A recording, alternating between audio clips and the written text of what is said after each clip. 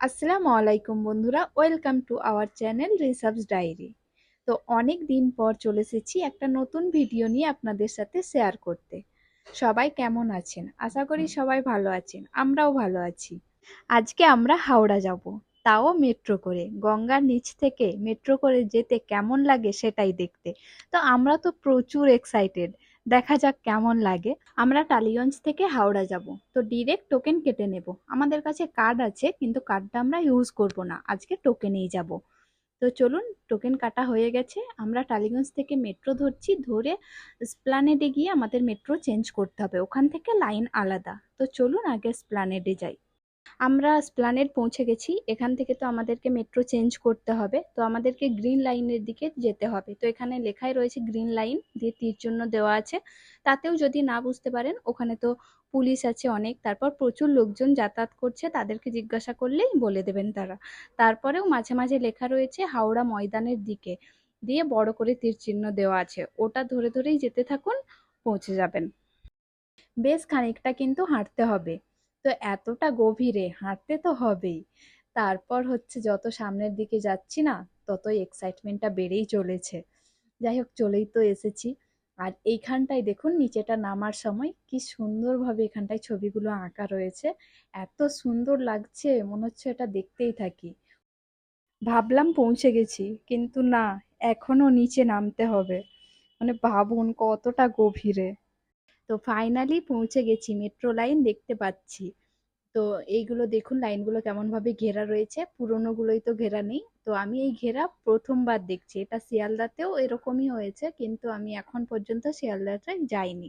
তো আমি এই প্রথমবার দেখছি, মানে খুব আনন্দ লাগছে কিন্তু। তো আমরা ভুল করে অন্যদিকে চলেছে, অন্যদিকে বলতে এই দিকটাই মেট্রো নেই, উল্টো দিকটাই ছিল, হাওড়া ময়দানের দিকে।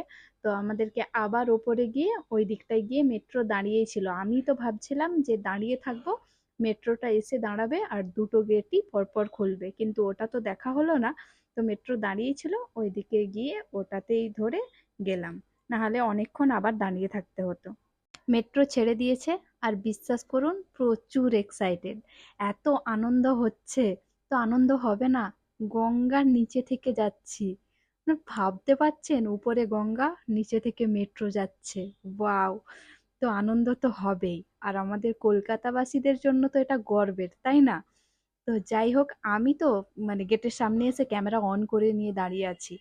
তো আমাকে ও বলল যে আরে গঙ্গার নিচে থেকে যখন যাবে, তো তার আগে একটা অ্যানাউন্সমেন্ট হবে। তো আমি ভাবছি বাবা কখন চলে যাবে, শেষে আমি ক্যাপচার করতে পারবো না, ক্যামেরা অন করতে করতে অর্ধেক পেরিয়ে যাব। তো যাই হোক, তবুও আমি বলি না, আমি তো ক্যামেরা অন করে নিয়েই দাঁড়িয়ে থাকবো। তো মাঝে একটা স্টেশন পড়বে, তারপর গঙ্গার নিচে থেকে যাবে, তো যাওয়ার আগে তো একটা অ্যানাউন্সমেন্ট করবে। এইবার মেট্রো ঢুকছে গঙ্গা নদীর নিচে। কলকাতা মেট্রো রেল আপনাকে স্বাগত জানায়। কলকাতা মেট্রো রেল আপনার স্বাগত করছি। ট্রেন এখন প্রবেশ করতে চলেছে হুগলি নদীর তলদেশে। মেট্রো রেল সড়কের মধ্যে कुछ ही क्षणों में ट्रेन हुगली नदी के नीचे मेट्रो रेल सड़क में प्रवेश करेगी। আপনারা রয়েছেন মাটির 30 মিটার গভীরে।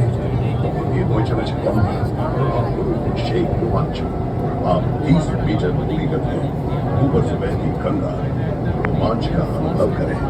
ভারতের কোন বড় নদীর তলদেশ দিয়ে গড়ে তোলা প্রথম রেল সুড়ঙ্গ, যা যুক্ত করেছে শতাব্দীর প্রাচীন দুই শহর कोलकाता और हावड़ा को। ईस्ट वेस्ट मेट्रो कॉरिडोर की ये सुरंग एक प्रमुख नदी के नीचे भारत की पहली रेल सुरंग है, जो सदियों पुराने दो शहरों कलकत्ता और हावड़ा को जोड़ती है।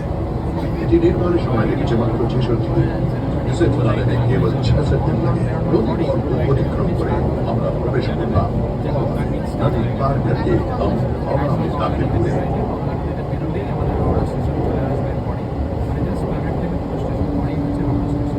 দেখতেই পেলেন, মেট্রোটা যখন গঙ্গার নিচে ঢুকলো তখনই নীল রঙের আলো হয়ে গেল, এটা স্পেশাল ফিল করানোর জন্য। না হলে তো আমরা বুঝতে পারবো না যে এখন গঙ্গার নিচ থেকে যাচ্ছে, তো এটা বোঝানোর জন্যই। তো দারুণ একটা ফিলিংস ছিল, প্রচুর ভালো লাগছে। এটা আপনারা ভিডিওতে দেখে ফিল করতে পারবেন না, যতক্ষণ না মেট্রোতে করে এই গঙ্গার নিচ থেকে যাচ্ছেন। তো যাই হোক, এবার আমাদের স্টেশন চলে এসেছে, আমরা নামবো। তো যাই হোক, এইখানে কিন্তু দুটো গেট পরপর খুলবে। এই দেখুন, আমি ক্যামেরা একদম সামনে রেডি করে নিয়ে ধরে দাঁড়িয়ে আছি।